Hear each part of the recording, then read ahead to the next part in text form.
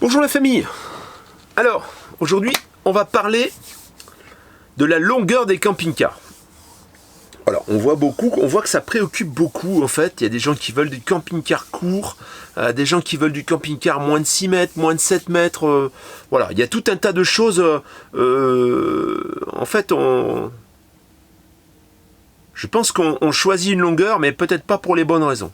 Voilà, donc c'est pour ça que je voulais un peu éclairer tout le monde sur ce que moi je sais, tout au moins, en ayant conduit des camions.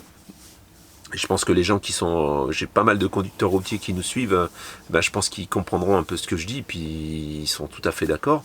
Voilà, on va un petit peu mettre le doigt sur les choses essentielles par rapport à la longueur. Est-ce que ça modifie sur le camping-car au niveau de la conduite et au niveau de tout l'aspect pratique de la chose? Qu'est-ce qui change quand on a un camping-car long et un camping-car court?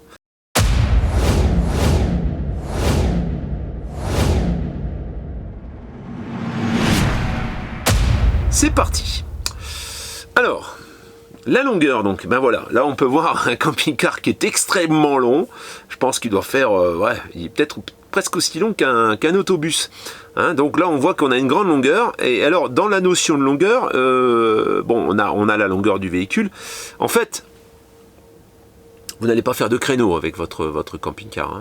Il est très rare, à part pour les fourgons aménagés, il est très rare que vous ayez à vous garer dans un emplacement de voiture à faire un créneau. C'est quasiment jamais, ça n'existe pas. Souvent, on cherche des emplacements pour pouvoir se garer comme on veut. Et là, je dirais que la longueur, ça ne va pas changer. Que vous ayez 6 mètres, 7 mètres, 8 mètres, même 8 mètres 50 comme le mien, il n'y a aucune différence. On peut... je dirais que jusqu'à 8 mètres, on trouve des emplacements, même 8 mètres 50. Moi, je me garde dans tous les emplacements camping-car. Je vais n'importe où il y a des parkings camping-car et j'ai aucun souci pour me garer. Ça, donc, l'histoire du stationnement, c'est pas un problème. Que vous ayez 6 ou 6, 7, 50, c'est pareil. Bon. Je dirais que l'aspect le plus important dans les dimensions d'un camping-car, ça va être la hauteur et la largeur. C'est ce qui va vous désorienter le plus au début quand vous allez commencer à conduire votre camping-car. La hauteur, par exemple, le mien fait 3,40. Il est vrai que là, on est obligé de surveiller les endroits où on va passer. Il est vrai que quand on roule sur une départementale, par exemple, ou une nationale, où il y a des arbres, et quelquefois, avant c'était beaucoup les platanes, il va falloir faire attention à la hauteur du camping-car pour pas trop serrer sur la droite et accrocher les arbres, éventuellement les gouttières. J'ai vu certaines petites rues, quand on passe dans les villages, il y a des morceaux de toit qui dépassent. Là, s'ils sont en dessous d'une certaine hauteur, vous allez toucher. Ça, pour moi, c'est beaucoup plus important à surveiller. Il est vrai que c'est beaucoup plus simple de conduire un camping-car qui fait 2,50 par exemple, ou 2,60, qu'un camping-car qui va faire 3,40. Ensuite, la notion de largeur, la largeur, en fait, vous avez une voiture qui va faire 1m70, 1m80, un camping-car, on va carrément passer à 2m30. On va passer à 2m30 et en plus de ces 2m30, on va avoir les rétroviseurs. Ça me paraît être un point qui est beaucoup plus important. Maintenant, il est vrai que sur un camping-car, on ne peut pas choisir la largeur. On n'a pas 2 mètres. Alors ça commence. On commence à sortir des camping-cars qui sont à peine plus larges que la cabine. Et alors, un autre point, en parlant de la largeur, un intégral, par exemple, ça va sembler plus compliqué à conduire.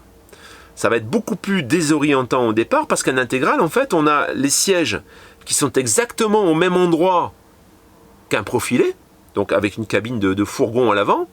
Mais par contre, on a un morceau de carrosserie, en fait, et la carrosserie extérieure est beaucoup plus loin du chauffeur. Donc on va avoir... Ça ne change rien, parce que derrière, de toute façon, la largeur est la même. Donc, de toute façon, vous devez quand même vous occuper de la vraie largeur. Mais on est un peu désorienté d'avoir les angles et les côtés du camping-car qui sont très loin. Et ça, c'est vrai que ça réclame une habitude à la conduite au départ qui est assez déroutante. Même les rétros, on a l'impression qu'ils sont beaucoup plus loin. En fait, ils sont quasiment au même endroit. Ils sont un peu plus courts parce que le camping-car, en fait, la largeur de la partie habitation, elle se prolonge jusqu'à la cabine.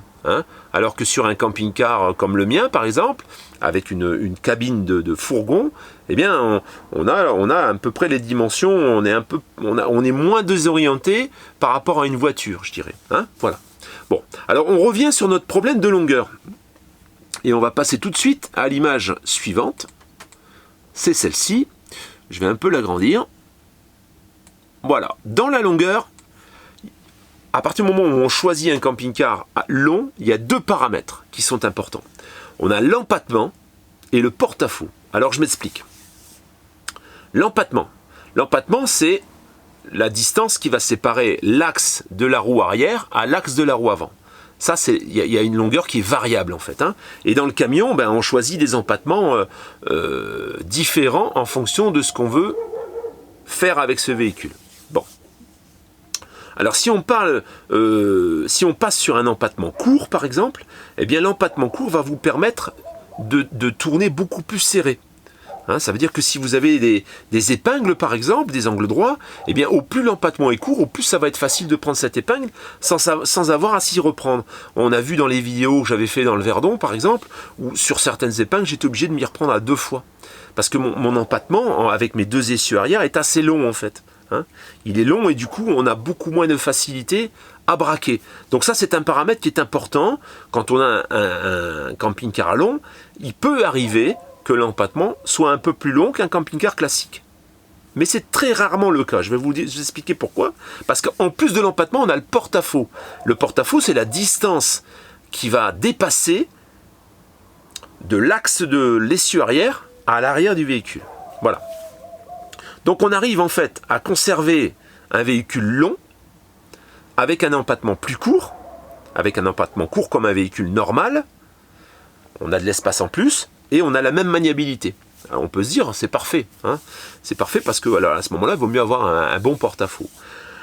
Sauf que le porte-à-faux, ça occasionne quand même quelques soucis. Hein.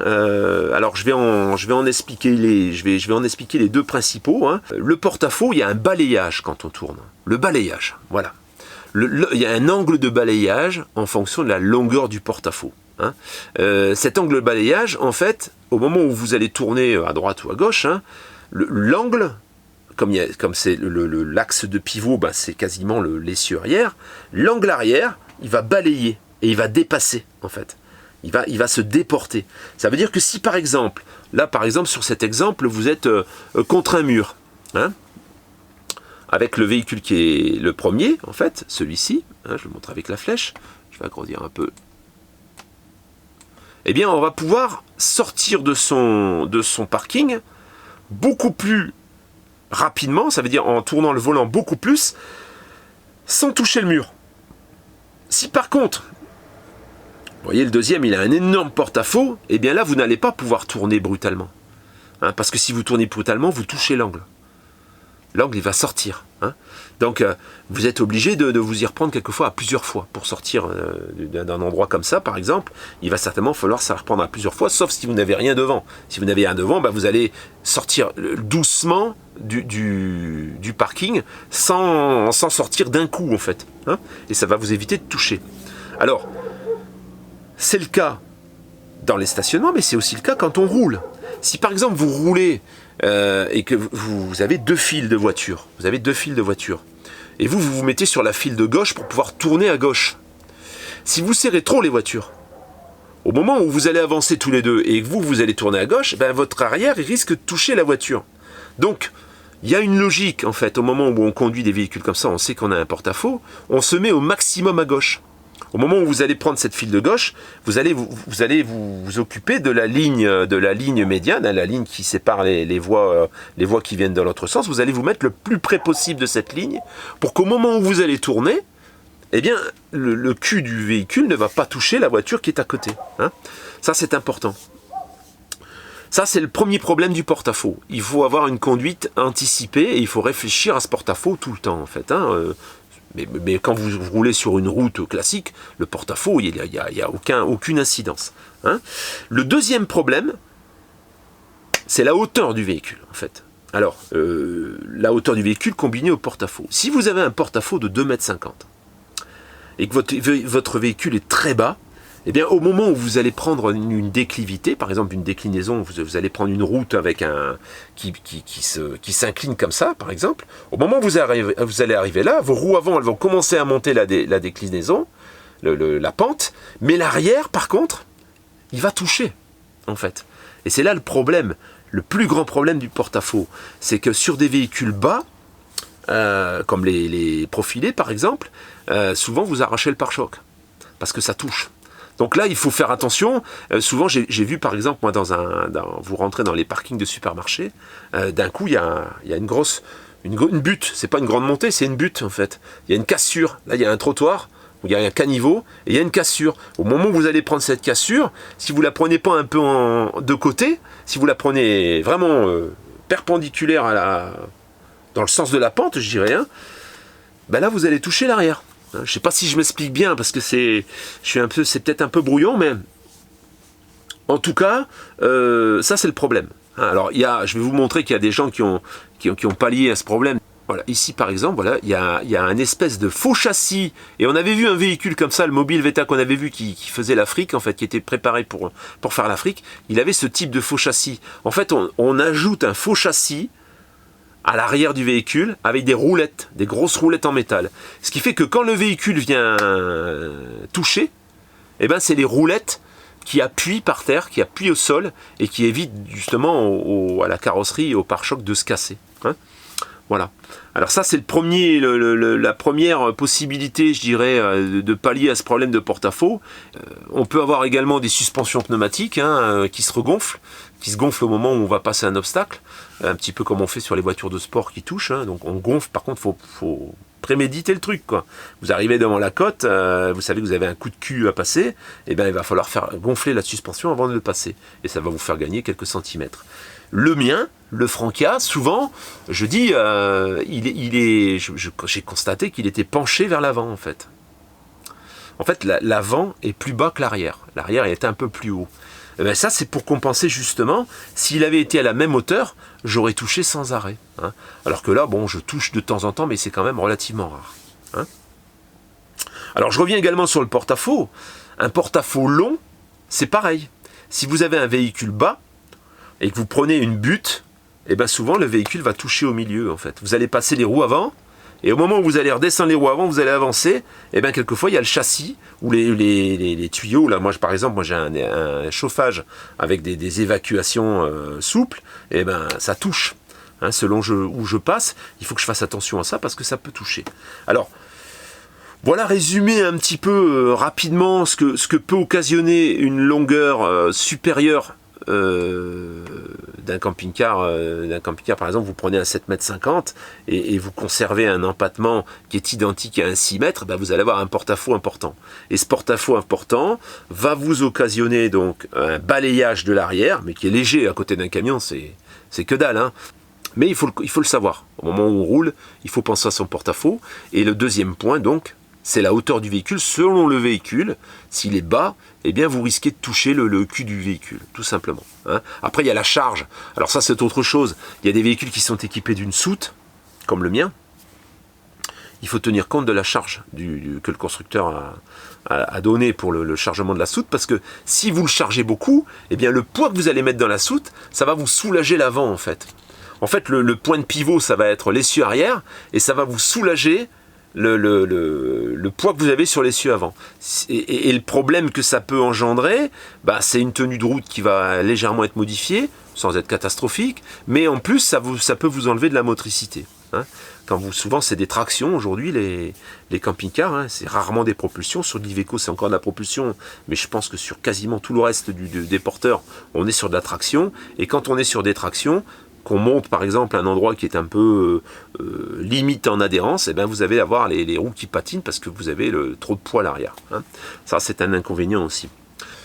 Voilà un petit peu pour les différences qu'il peut y avoir entre un véhicule long et un véhicule court. Il n'y a que ce problème-là en fait. Parce qu'après, vous ne payez pas plus cher en assurance. Vous avez beaucoup plus d'espace et plus de place.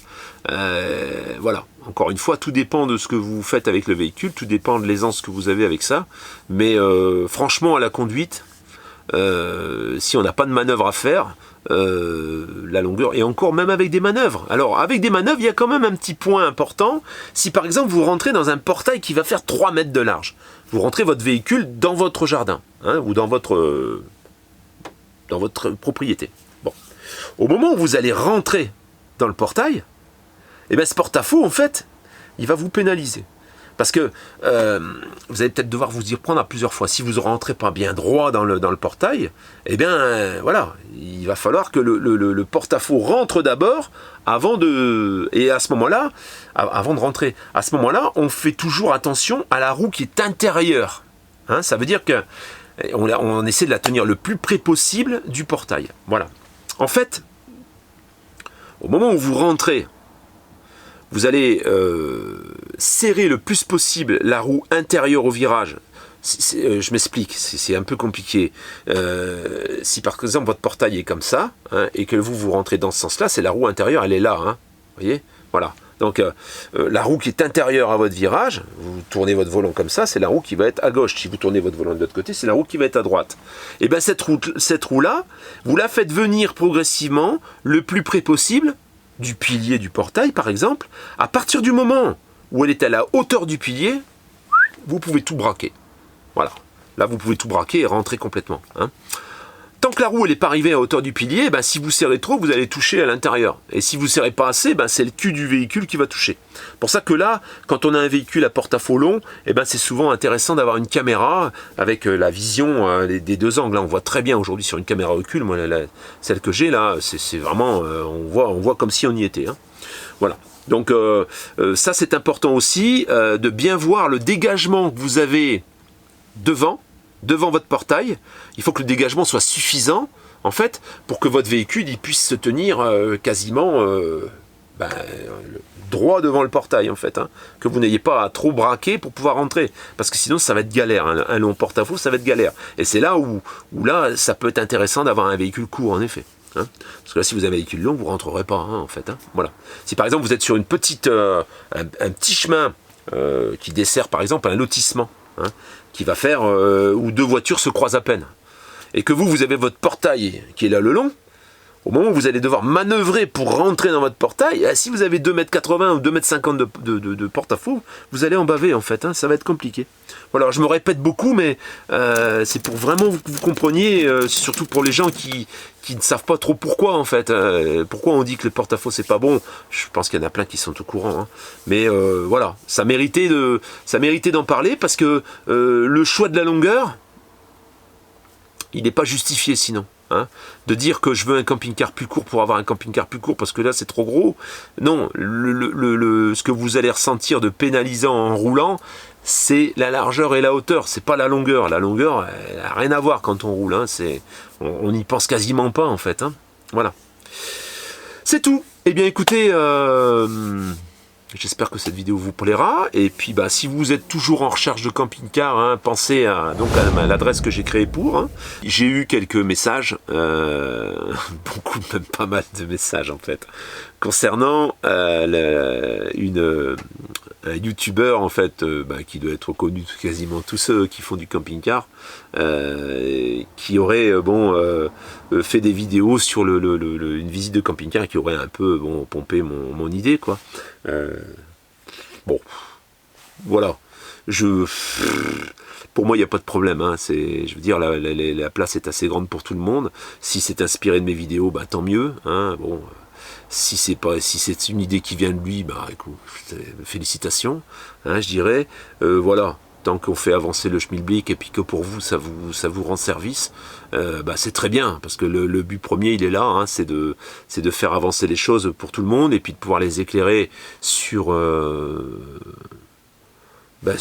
l'achat d'un camping-car. Alors je dirais que moi mon créneau, je montre quelques camping-cars. Ce qui m'intéresse le plus, c'est de vous accompagner en fait. Hein. C'est ça qui est intéressant pour moi. C'est de vous accompagner, c'est d'avoir les messages de gens qui me demandent des conseils, c'est de vous accompagner pour acheter votre camping-car. Voilà, la finalité, elle est plutôt là. Après, bon, des gens qui font des vidéos sur des camping-cars, il y en a, hein, de toute façon, que ce soit eux ou les autres, bon. Bien sûr qu'on inspire des gens quand on fait des choses qui n'existent pas, mais après bah, c'est le jeu, hein. Quand on a une entreprise, moi je me souviens que dans le camion, ben voilà quoi, quand je me suis mis à vendre du camion, j'avais des méthodes moi de vente qui ont inspiré beaucoup de gens aussi. Après c'est pas toujours évident de reproduire les choses, hein. Les gens qui reproduisent en général, se fatigue vite. Hein. Maintenant, bon, voilà, hein, là, bon, il fait visiter des camping-cars, bon, c'est très bien, ça vous fait des vidéos à voir en plus, qui peuvent vous éclairer aussi sur les choix, des choix différents, en fait, parce que bon, moi, j'ai mes choix à moi, j'ai mes idées à moi par rapport à mon vécu de camping-cariste, hein, et puis surtout par rapport à mon vécu de marchand de poids lourd, en fait, hein, où sur l'utilitaire, j'ai pas mal de recul. Et puis ben, on peut avoir une autre vision. Bon, bah, écoutez, si ça peut en effet rendre service à des gens, tant mieux. Maintenant, bon, voilà, chacun sa façon de faire et de voir les choses. Voilà, mais bon, pour moi, il n'y a pas de problème. Hein, voilà, je voulais juste dire que j'ai pas la primeur et l'opportunité et comment dire. Ça me revient pas de droit, je veux dire, hein. On peut dire à ce moment-là, Cyril et Eddy font aussi des vidéos, ils font des vidéos de camping-car neuf, bon bah on aurait pu me dire aussi, ouais toi, bon tu fais un peu comme eux, alors que bon, moi je fais complètement autre chose, hein. Ça n'a rien à voir. Donc non, pour moi il n'y a pas de souci, hein, voilà, je voulais juste dire ça. Voilà, pour remettre les choses, pour vous rassurer tous, c'est que bon, c'est même plutôt flatteur que bon, moi, je puisse inspirer quelque chose et que les gens s'inspirent de mon idée. Hein. Après, c'est une bonne idée en fait. Voilà, donc c'est une idée qui va faire son chemin et qui est dans le partage et qui va vous aider de toute façon à faire vos choix et à évoluer dans ce milieu qui est quand même relativement complexe, je dirais. Hein. Il y en a qui disent, j'ai eu dans des commentaires qui disent que acheter un camping-car c'est simple, oui, sortir son chéquier, faire le chèque et le donner au vendeur, c'est très facile. Après, acheter le camping-car qui va pas vous plomber, qui va pas vous dégoûter, ça c'est plus compliqué, parce qu'on n'a pas de recul par rapport à tout ça. Quand on arrive dans ce domaine, on ne sait pas trop ce qu'on fait. Alors c'est vrai que on peut faire des erreurs et puis rebondir, mais il y a des gens que ça dégoûte en fait. Hein. Il y a des gens qui achètent quelque chose et puis qui sont dégoûtés parce qu'ils n'ont pas fait le bon choix. Alors, ils n'ont pas fait le bon choix au niveau de la disposition. Ça, je dirais que ça, chacun est libre de voir. Parce qu'on m'a aussi conseillé de donner des directives ou des idées concernant la disposition du camping-car, les placards, la façon dont il est fait. Pour moi, il y a des choses beaucoup plus importantes que ça, hein, parce que ça, c'est chacun a la libre décision de faire. Et chacun est libre de choisir, hein, ça c'est facile, hein, de voir, bon ben ça je préfère cette composition-là, ce plan-là, plutôt que celui-là. Il y a des gens qui vont préférer les lits en pavillon, il y a des gens qui vont préférer les lits fixes, tout ça c'est difficile de donner des conseils. Hein, pour ça. Par contre, donner des conseils sur le plancher, hein, préférer un plancher chauffant, faire attention à la structure de la cellule pour éviter les fuites au maximum. Hein. Encore une fois, même sur les bonnes marques, il peut y avoir des fuites. Hein. Il y a des infiltrations, il y a des passages de câbles souvent. Hein. Il y a des lanterneaux comme ici. Et là, ça peut arriver sur n'importe quelle marque. Maintenant, quand c'est des problèmes de conception et que ça vient des angles, que ça vient de la structure de la cellule, ça c'est plus grave. Donc là c'est pareil. Moi, je suis plus à vous conseiller là-dessus et puis vous aider à trouver et puis même vous aider à détecter les éventuels problèmes au moment où vous l'achetez. Ça, je pense que pour moi, c'est plus mon idée. Après, ben voilà, hein, la chaîne en question, elle présente plutôt un véhicule avec leur expérience de famille, en fait. Moi, je ne suis pas spécialement en famille, donc je sais ce qu'il faut comme camping-car pour une famille, mais je pense que tout le monde le sait aujourd'hui. Après, ben, ça peut en effet donner des idées à des gens. Je pense que s'il y a des gens qui les suivent, c'est pas pour rien.